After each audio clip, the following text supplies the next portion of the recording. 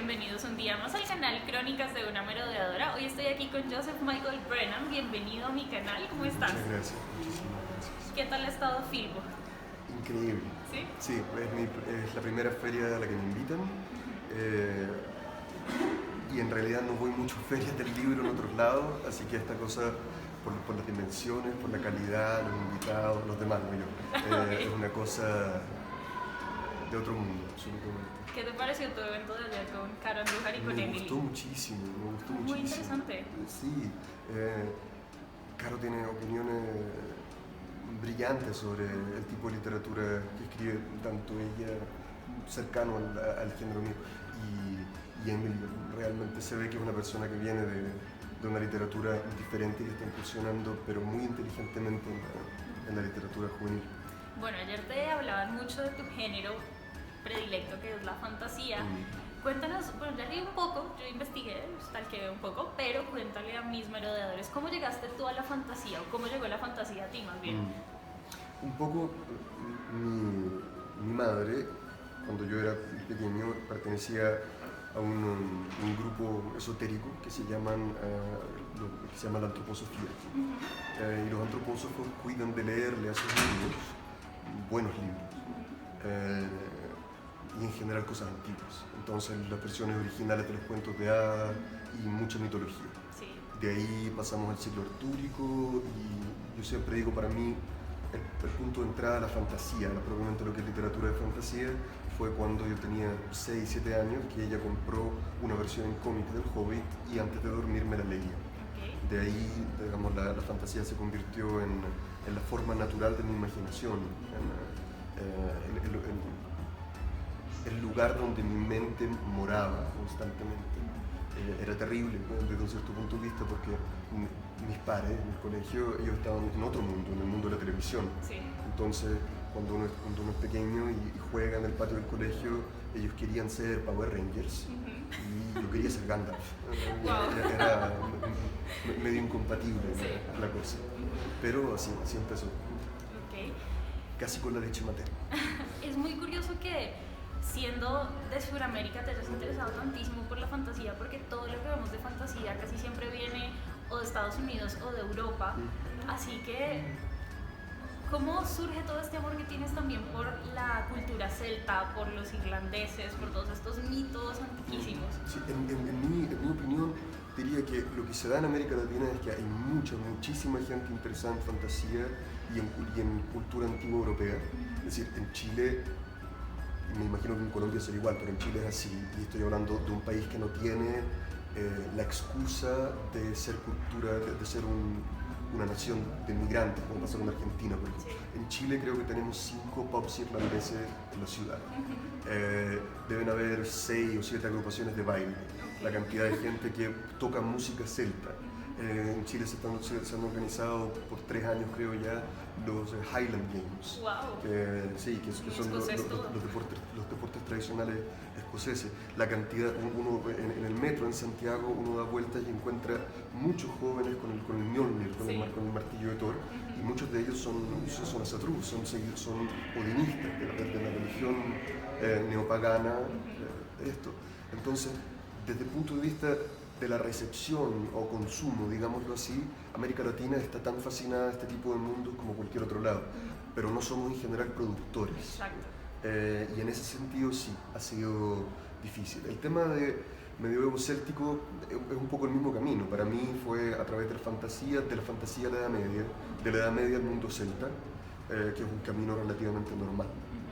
Sí, es natural. Relativamente común, porque hay algo en el arpa y la gaita que a uno lo Transporta totalmente, sí. Yo también tuve mis deslices con el neopaganismo de joven, de más joven. Sí. Y sí, un poco así. Ok, bueno, ayer decías en la charla que tuviste que la fantasía es un género absolutamente sagrado para ti y estoy totalmente de acuerdo. Y también hablabas de que la fantasía genera esperanza en las personas. Cuéntanos un poco sobre eso, porque me gustó muchísimo todo lo que dijiste. Sí. Repito un poco lo que dije, porque Sí, es que lo igual dije. no lo vieron ayer, Sí, lo entonces dije. está lo mismo. Entonces, la fantasía es un género que surge históricamente junto con el colapso de la religión. Con la revolución industrial y la filosofía positivista, el mundo se convierte en un espacio que la ciencia tiene que explicar, pero la ciencia explica el mundo de manera paulatina y ciertamente no lo explica desde el punto de vista del sentido, desde el punto de vista del significado. La religión le daba antes a la gente ese tipo de cosas, cuando era religión real, cuando era religión creída, sentida, amada desde un cierto punto de vista. Lo que hoy vemos como religión es una ruina, es una cosa que prácticamente sirve solamente por ordenar a la gente y tenerla en su carril. Y la fantasía surge prácticamente al mismo tiempo que queda vacío el espacio del significado. Yo recuerdo de niño, esto es muy experiencial, yo recuerdo de niño antes de que en mi vida hubiera cualquier tipo de religiosidad, cualquier tipo de fe, yo leía el Silmarillion y es como que el corazón se me expandía en el pecho o quedaba tibio. La sensación de decir, el universo es bueno, estamos todos caminando hacia un destino glorioso, las cosas tienen sentido, el esfuerzo vale la pena el heroísmo. Y en ese sentido creo que la fantasía thrives, como se dice, la fantasía prospera, ¿no? Sí. La fantasía prospera en la medida en que el mundo se vuelve más cínico, porque se vuelve más necesario. Nosotros vivimos en un mundo en que cada vez más el discurso del poder es: vive una vida pequeña, confórmate con lo que tienes, consume, no hagas muchas preguntas, no hagas muchas preguntas, porque de eso se trata la vida. Ser realista, achícate, y esto es lo que hay, más o menos. La fantasía, en cambio, mantiene alerta ese sentido humano que el mercado y la política, mucha política, no toda, hacen decaer. Bueno, es muy diferente leer fantasía a escribir fantasía. Sí. ¿Cuándo das esos primeros pasos, ya sea con obras no publicadas? Al mismo tiempo. Al mismo tiempo, porque la fantasía, a mi manera de ver, uno le empieza a escribir en el punto en el que siente el horror de verse desterrado porque se acabó el libro. Sí. Yo me acuerdo de la sensación de cuando terminé de leer el Retorno del Rey, porque el Silmarillion no lo pude leer después, un libro muy difícil, ¿sabes? Entonces lo leí con 12 años, una cosa así. La sensación de que se me acabó la Tierra Media y que no puedo de alguna manera volver, incluso porque releer el libro es otra experiencia. Sí, es diferente. Yo creo que la mayor parte de los escritores de fantasía empezamos a escribir prácticamente en el punto en el que se nos acaba el libro de nuestros amores por la necesidad imperiosa de volver a fantasía, de volver a ese reino de esperanza. La primera cosa que no tengo idea que fue lo primero que entre comillas escribí, porque yo dibujaba mis cuentos antes de saber escribir. Creo que lo primero que escribí fue el cuento con el que gané el concurso del primero básico, es decir, de 7 años en el colegio, que era una fantasía un poco nativoamericana. Lo primero que escribí, y de ahí para adelante nunca paré. La novela, lo primero que escribí fue novela histórica, pero cuando me puse a estudiar historia, perdí la capacidad de escribir novela histórica, porque me volví muy maniático del detalle. Sí, eso estaba leyendo precisamente. Empezaste a escribir una novela sobre el Japón de la era Sengoku, con los samuráis y con todo, que además es un tema que a mí me encanta, entonces decía como, pero ¿por qué no lo termino? Quiero leerlo.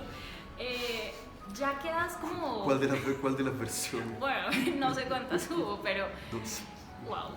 Nunca las acabaste, ninguna de las dos. No.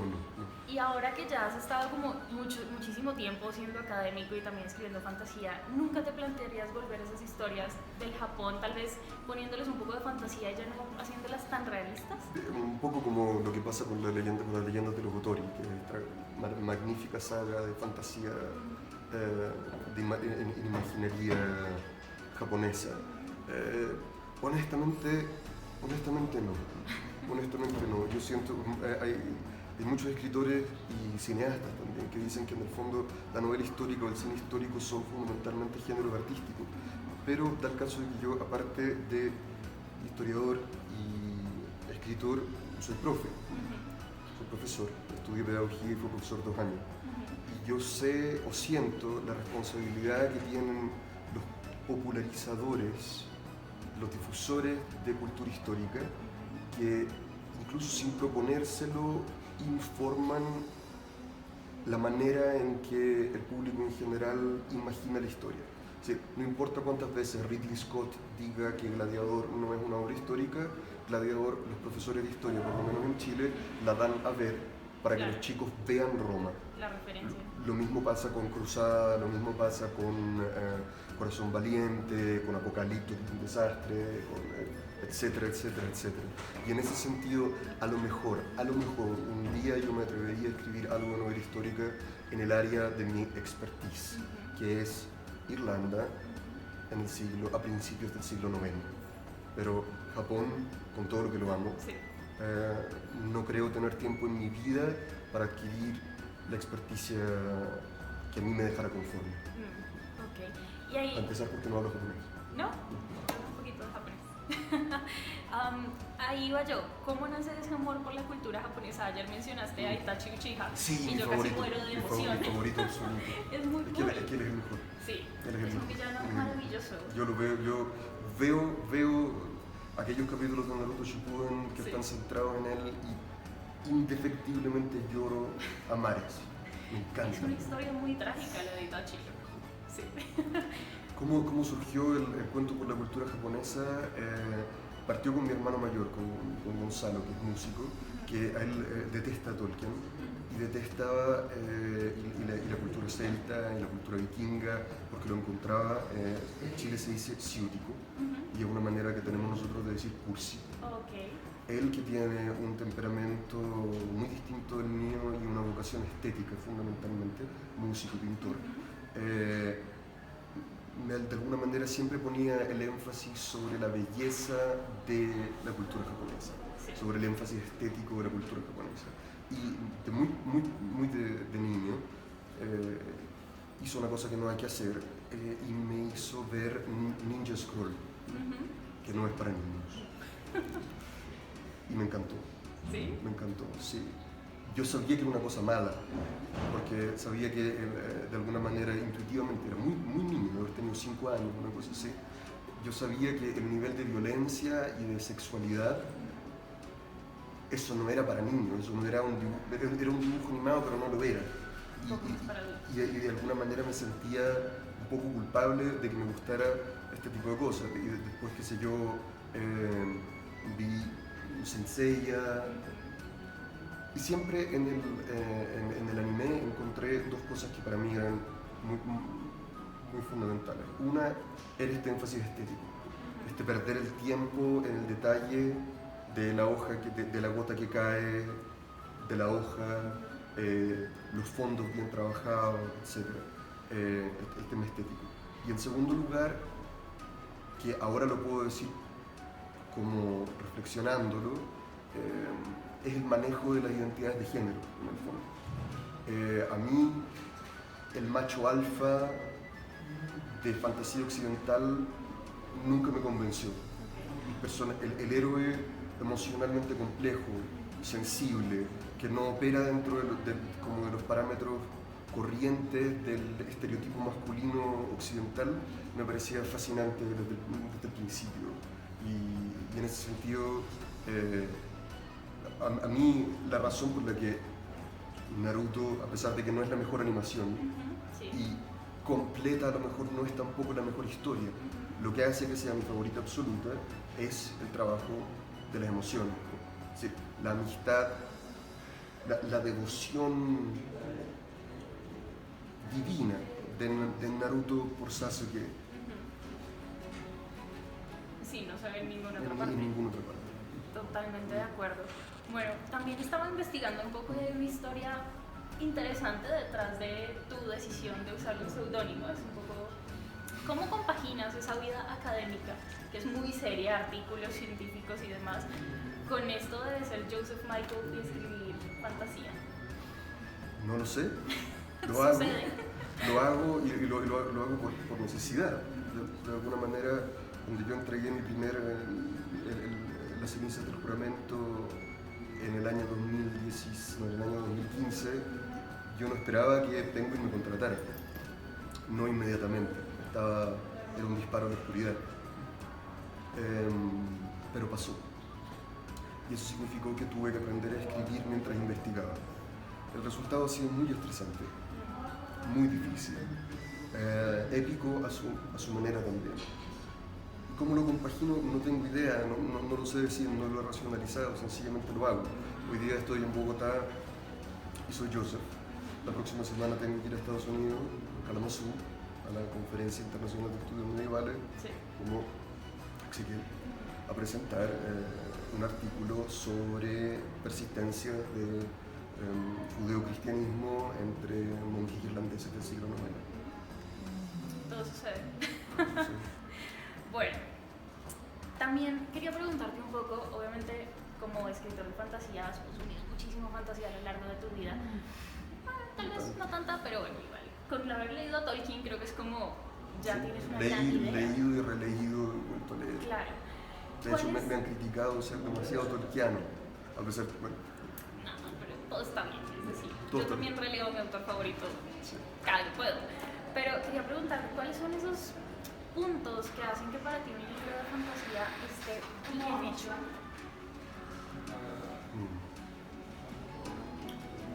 No, entonces diría es que lo haga, ya. Es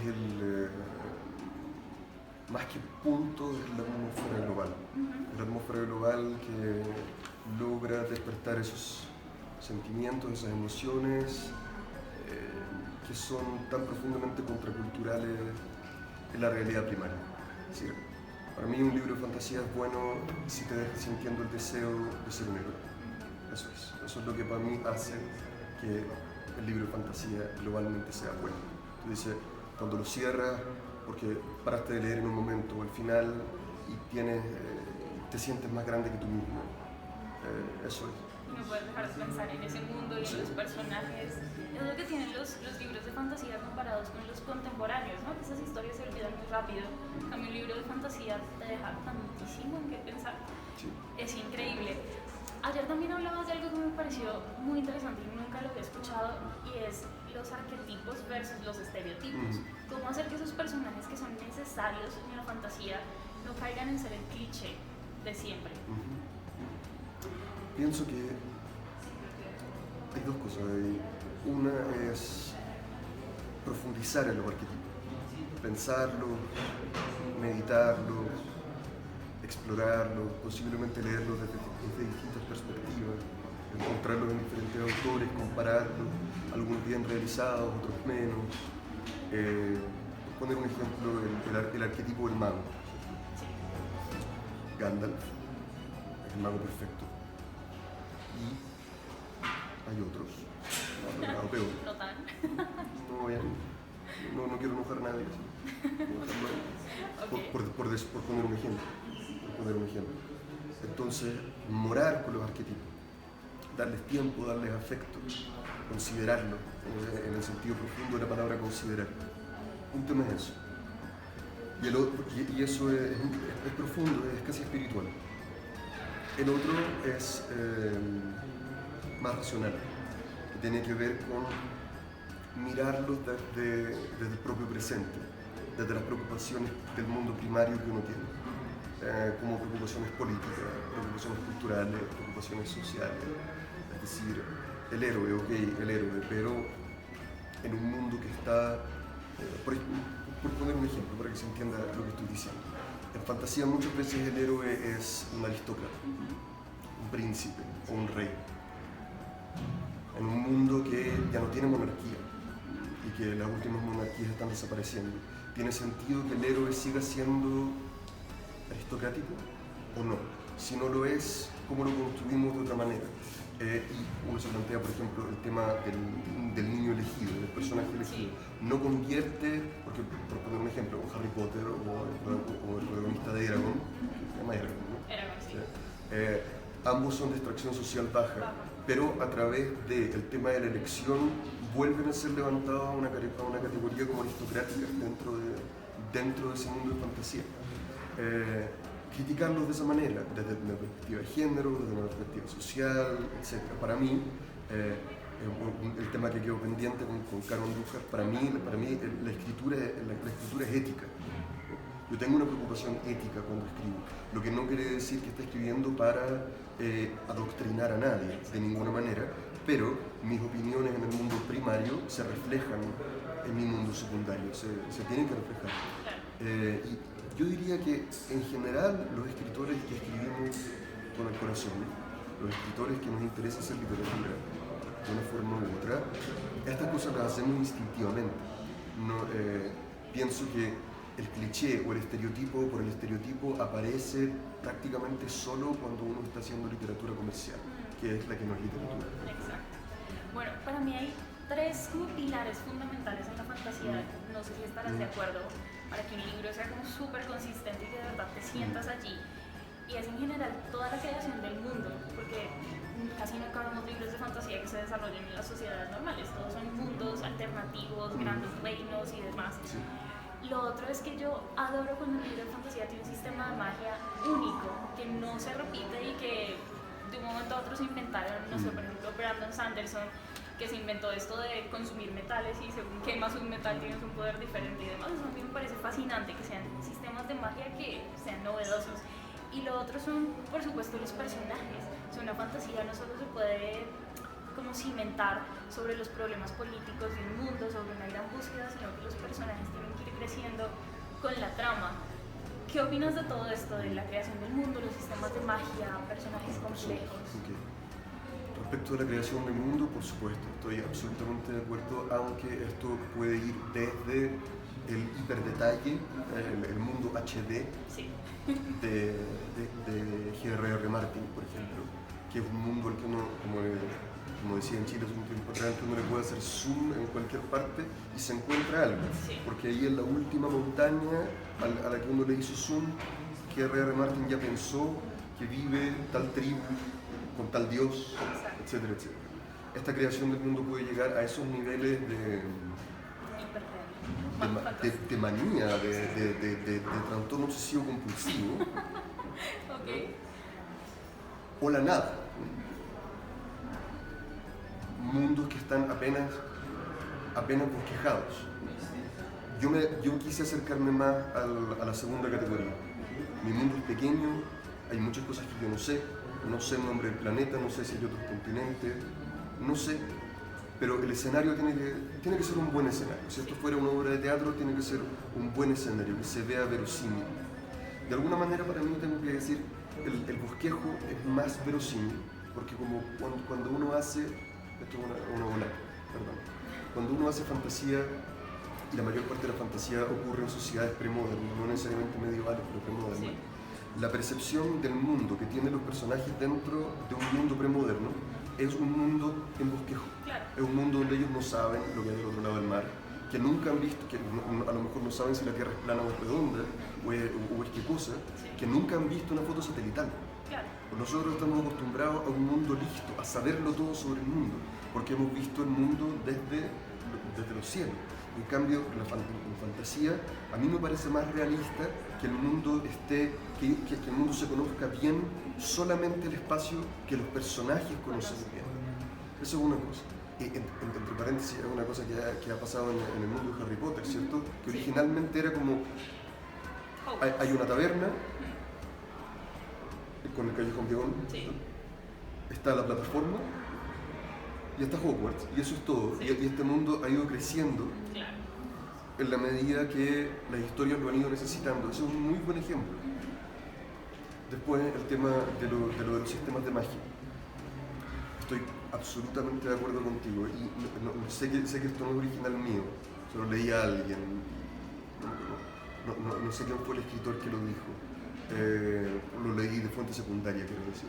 Hay dos posibilidades. Una es, la magia es absolutamente ajena, absolutamente sobrenatural y no tiene explicación ni sistema, pero en ese sentido tiene que estar fuera del alcance de los personajes para ocuparla como recurso, porque si no se cae en el Deus Ex Machina. Y si no, la magia tiene que tener un sistema, coherente y reglas, exacto. En el caso mío, yo tengo mis dudas de decir si en mis libros hay exactamente magia. Yo me quise ir por el lado como de la tradición oriental. Algunos de mis personajes alcanzan habilidades sobrehumanas pero que no son paranormales o sobrenaturales, sino que son, por decir así, como hipernaturales. Como pasa en las películas Wuxia, como pasa en cierto anime, donde en el fondo por el mucho entrenamiento, por el mucho dominio de sí mismo, uno alcanza a hacer cosas que son más que humanas, pero están dentro del horizonte de lo que nosotros haríamos. Y que funcionan, por ejemplo, estos poderes, entre comillas, en mis libros se llaman las llaves. Y una es aprender a ocupar bien los sentidos, otra es aprender a ocupar bien la empatía, otra es aprender, etc. Como las puertas de Rock Lee en Naruto. Un poco así, ir abriendo las compuertas. Pero eso tiene que ver con la estructura de los chakras. Sí, no están por ahí. Bueno, perdón, y lo de los personajes sí, claro. Pero no me quiero extender porque ahí estoy absolutamente de acuerdo. Para mí lo que hace que la historia sea entrañable es lo que pasa con los personajes en un mundo fantástico. Un puro mundo de fantasía con personajes planos no tiene sentido en absoluto, porque los personajes no brillan y porque el mundo no brilla. El mundo no brilla si no hay drama. Claro, para mí lo mejor son los villanos ambivalentes. No sabes si odiarlos, si quererlos exactamente. Bueno, quería preguntarte, ¿cuál es tu Olimpo literario de fantasía? Sabemos que está Tolkien, por supuesto. ¿Qué otros autores nos pueden contar por ahí? Soy monoteísta. Es monoteísta. No hay Olimpo, es solamente uno. Soy monoteísta. Soy enoteísta, como se dice. Ok. Yo adoro solo a uno, pero reconozco que hay otros dioses. Sí, puede ser. Reconozco que hay otros dioses de otra gente. Sí, un nivel menor, como dioses secundarios. Sí. Ayudantes. G.R.R. Martin es un autor que me encanta, pero tengo conflictos serios con él porque no sé si lo que escribe es fantasía. Okay. Para mí, el cinismo de Martin no me genera esperanza. Y por lo tanto, como para mí esa es la característica principal de la fantasía, no sé si... Pero me encanta, si no como Tolkien, me encanta como Dostoyevsky, me encanta su insight psicológico, me encantan sus personajes, me fascinan. Y algunos son realmente maravillosos, como Tyrion. Tyrion es de mis favoritos, o sea... Y mi villano favorito de Game of Thrones, Lord Tywin Lannister. Es tremendo. Sí. Aunque Meñique no se queda por detrás. Sí, pero a Meñique le falta clase. A Meñique le falta demasiado clase. bajo. Sí. Cierto. Es un miserable. Es un miserable. En cambio, Tywin tiene una cosa que uno dice, es un bastardo, pero de que es glorioso, es glorioso. Clase y poder. Y bueno, ha salido hace un montón de tiempo, así que me permito decirlo. Sí, claro. El punto en el que Tywin desaparece en la historia. Incluso el que es Stark o Targaryen entiende que algo malo pasó, que la ausencia de esta fuerza racional. Ha desatado todo un caos. Exacto, detrás. absolutamente. Es un malo que uno aprende a echar de menos, que dice, bueno, lo odiábamos, pero era necesario, era un mal necesario, absolutamente. Por lo tanto, Martin sí, yo sé que tiene un lugar en algún cielo. Por ahí. No el mío, pero en algún cielo. Después, yo tengo mucho respeto por C.S. Lewis, pero como tolkiano que soy, no me agrada. No me agrada su transparencia, lo obvio de su alegorismo cristiano. Y el autor que estoy descubriendo ahora, yo sé que hay muchos otros. Sé, por ejemplo, que Ursula Le Guin debería estar ahí con Tolkien, debería ser una cosa como la segunda persona de la Santísima Divinidad. Okay. Lo sé, porque he leído artículos de ella, ensayos, discursos, y digo, esta mujer es otra cosa, sí, pero no la he leído, porque me he pasado, desde que solté el Silmarillion, leyendo historia, leyendo otras cosas que no son literatura. Entonces, por lo tanto, y al otro autor que estoy descubriendo es Neil Gaiman. Tiene muchas facetas. Que todavía no sé qué decir de él. Es extraño, yo Me gusta mucho, pero no sé todavía por qué. Sobre todo las cosas clásicas de Gaiman, no lo nuevo que está sacando, es un poco, ya se vuelve lo que dices, muy comercial. Como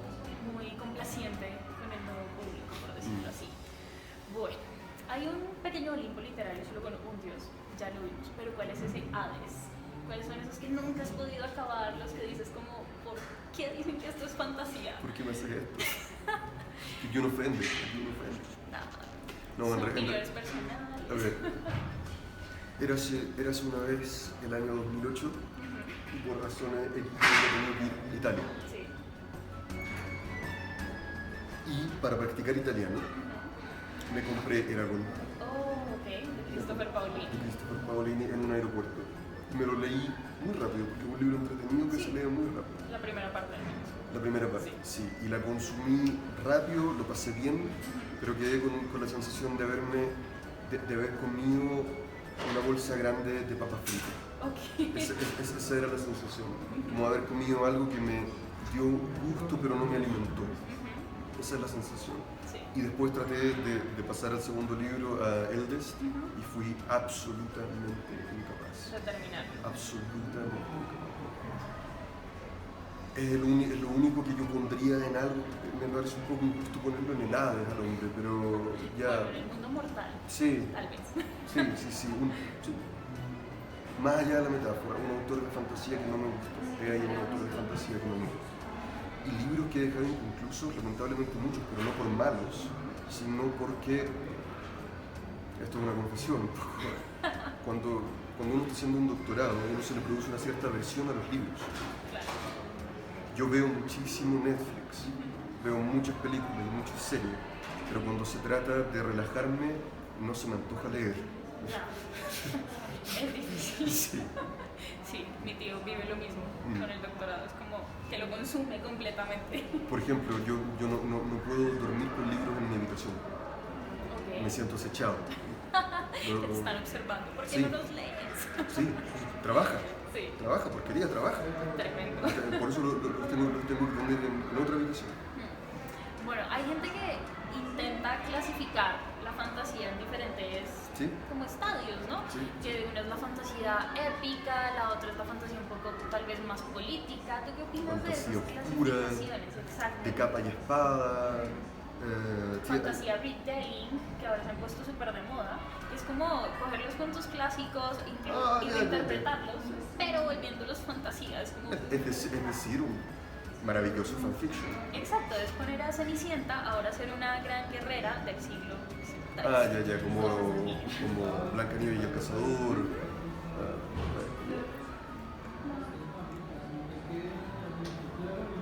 Hay un ejercicio teórico que tiene todo el sentido del mundo, está perfectamente bien, porque de esa manera, para entender las cosas hay que picarlas, ¿cierto? Dividirlas, clasificarlas y ponerlas en compartimentos pequeños para poderlas analizar.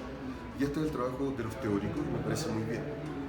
No sé si debiera ser una preocupación de los creadores.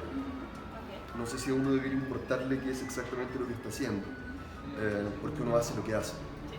Después otro que hará la crítica, el estudio, si es que el libro lo amerita, tira si era de capa y espada o cosa. Yo sé que mi literatura es alta fantasía porque tiene mundo secundario y no es baja fantasía como Harry Potter porque no funciona en el mundo primario. La fantasía épica y eso es lo que yo sé en términos de categoría, porque no soy un teórico de la fantasía, soy un escritor bastante amateur por lo demás. No, pero tienes mucha propiedad al hablar y de verdad, es increíble. También ayer hablabas de algo que me pareció muy interesante que seguro también quieren saberlo, y es cuando uno está empezando a escribir fantasía, contabas que uno tiende a caer en el plagio inocente de lo que ha leído antes.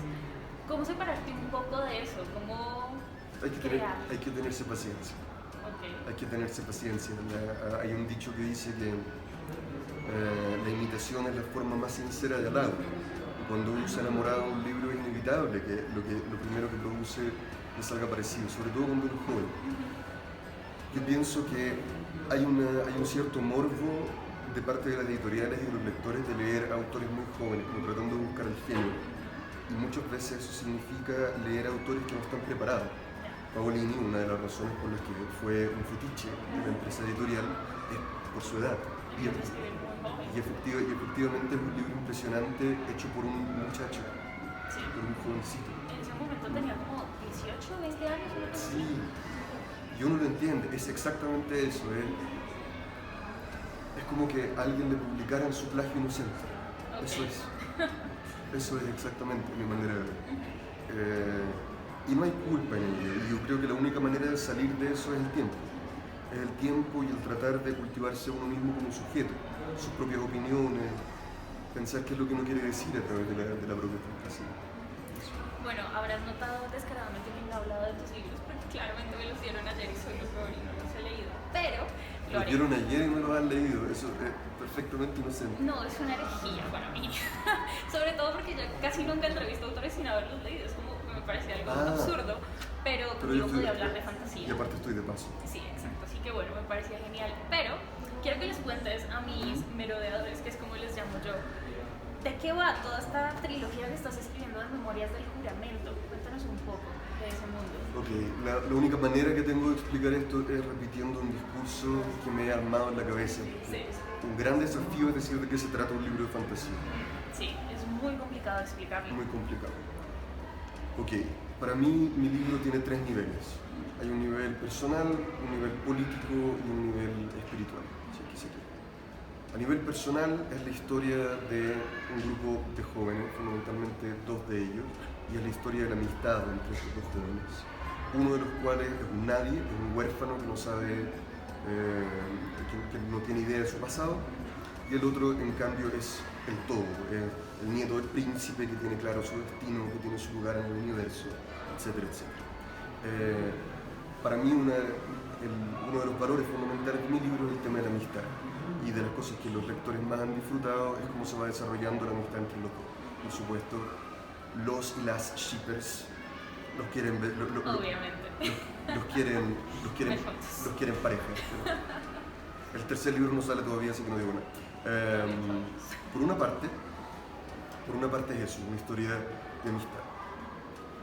De estos 2 chicos, el que es nadie va a desarrollar más el lado personal y espiritual, y el que es más todo va a estar más al centro del drama político, por razones obvias. Después, a nivel político, es la historia de cómo un mundo se recupera de su propia decadencia. Yo soy muy antimonárquico y tengo mis tintes de anarquista también. Entonces hice un mundo que no hay reinos, no hay reyes, hay un príncipe, pero esto no voy a dar la lata ahora, tiene sentido en la lógica política del mundo que cree. Okay. Y este mundo constituía una república, la llamada República de los 4 Vientos, que es una manera muy medieval de decir la república del todo, la república del mundo. Los 4 vientos, el símbolo del mundo entre sus límites, ¿cierto? Fundada sobre la idea de la libertad, y de la verdad. Por una invasión bárbara, esta república colapsa y queda atomizada en 9 ciudades-estado que pasan a asustarse y pasan a ir delegando cada vez más de su libertad en figuras de autoridad que de alguna manera les mantengan la vida, les mantengan su forma de vida, les mantengan el orden, les mantengan la prosperidad, el comercio, etcétera, etcétera, y se empiezan a olvidar de esta idea original. Y de alguna manera políticamente es la historia de la recuperación de la libertad. Y la parte espiritual, que es lo que tiene que ver más con el lado mágico, entre comillas, o preternatural, o hiperhumano de mis libros, ahí sí que ya se me hace muy difícil descubrirlo, que tiene que ver con la pregunta por el destino, con la pregunta sobre el futuro, con la pregunta por el sentido, etc. Que creo que es un arco interesante del libro, que se va desarrollando. Bueno, pues muchísimas gracias por estar en mi canal. Creo que te retuve más tiempo del que estábamos planeando. Ha sido un absoluto placer. Sí, Muchas o sea, yo gracias podría por seguir aquí súper conversando, pero es hora de acabar. Después no ven el video, es muy largo. Bueno chicos, muchas gracias por estar hasta aquí. Nos vemos en otro video. Bye.